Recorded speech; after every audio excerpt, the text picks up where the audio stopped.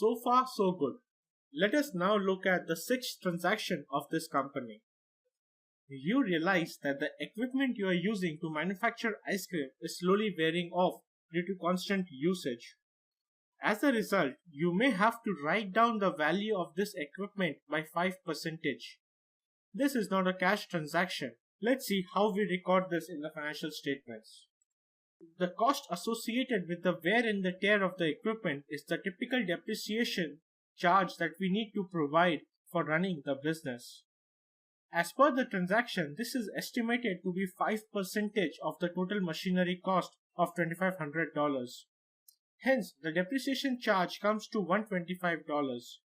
We record $125 under the depreciation head of the income statement and therefore calculate EBIT, which is nothing but EBITDA of $500 minus the $125 of depreciation charge.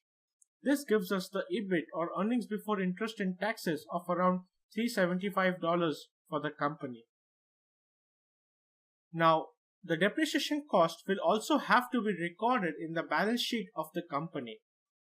That is because depreciation relates to the wear and tear of the plant and machinery that is recorded on the asset side of the balance sheet. So, if the asset side of the balance sheet reduces, we need to record this in the appropriate place.